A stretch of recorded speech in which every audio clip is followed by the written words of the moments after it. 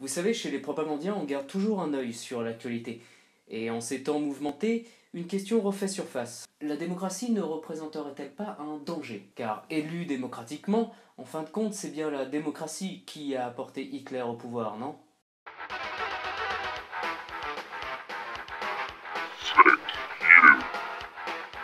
Déjà, on va essayer de se mettre d'accord sur le terme de démocratie, donc j'écoute... C'est le pouvoir du peuple, par le peuple, pour le peuple. Oui. C'est le suffrage universel.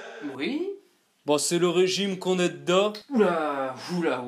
En fait, ce n'est pas chose aisée de définir et de poser un cadre clair de la démocratie. Passant par les Grecs antiques, les Lumières ou les marxistes du 19 et du 20e siècle, sa définition n'a cessé d'évoluer. Mais on peut se mettre d'accord sur quelques points. La démocratie est un pouvoir plus ou moins direct exercé par le peuple grâce notamment à des élections au suffrage universel au sein d'un État garantissant les droits fondamentaux des citoyens. Liberté d'expression, d'opinion, de religion, le droit de grève, etc., etc. Bref, dans une démocratie, le peuple a des droits et des libertés qui limitent les droits et les libertés du pouvoir en place. Du coup, Hitler, démocratie, pas démocratie, soyons rigoureux et replaçons-nous dans le contexte.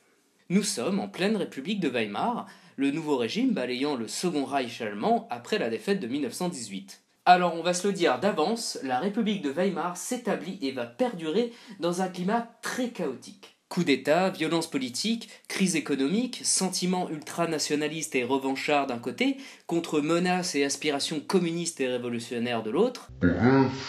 Un beau bordel dans un climat bien tendu du slip.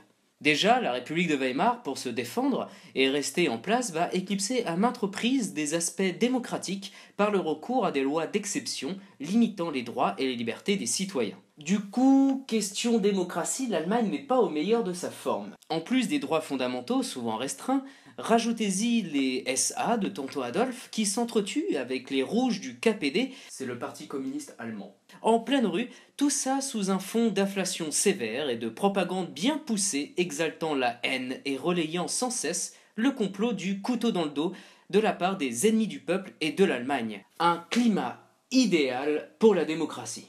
Après un putsch pathétiquement raté, un très court séjour en prison, un bouquin à peine vendu à quelques dizaines de milliers d'exemplaires, Hitler revient de sa traversée du désert au début des années 30, dans un climat plus pourri que jamais. C'est la crise mondiale. Un terreau si fertile pour les extrêmes. Et il est venu le temps de la prise de pouvoir. De l'élection libre et démocratique de Hitler et du NSDAP. Mais élection à quoi? Qu'on se mette d'accord, que ce soit pour les législatives ou les présidentielles, les nazis n'ont jamais gagné. Hitler n'a jamais été élu président, les nazis n'ont jamais eu la majorité au Parlement. Donc voilà, à bientôt. Du coup, comment ça se fait que le pépère ait pris le pouvoir démocratiquement sans avoir gagné ni par le suffrage, ni par la volonté majoritaire du peuple? Eh bien avec de bonnes techniques de gros tyrans des familles, évidemment. Certes, le NSDAP faisait les plus gros scores aux législatives, mais il leur fallait néanmoins une majorité pour s'imposer définitivement. Hitler et ses comparses n'étaient pas dénués de tactiques politiques, s'appuyant solidement sur le contexte socio-économique difficile de l'Allemagne d'une part, et de leur violente SA d'autre part. Entre les calculs politiques, les élections, la propagande efficace, la répression sévère, l'esprit de terreur et le sentiment nationaliste partagé parmi une grosse partie de la population, il faut le dire, Hitler réussit à être nommé chancelier par le président. Par le président. Pas par le peuple.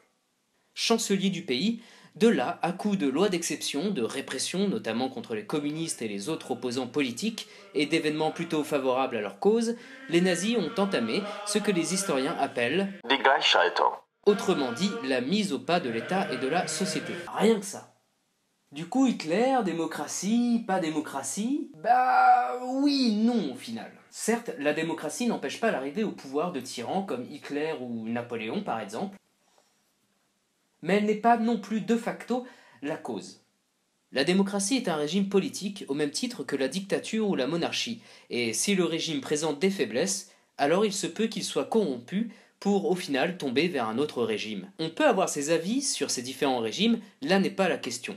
La vidéo a pour but d'effacer ce côté simpliste, Hitler au pouvoir à cause de démocratie. Non, car Hitler au pouvoir à cause de République de Weimar fragilisée, contexte socio-économique désastreux, sentiments politiques clivants et violents, etc., etc.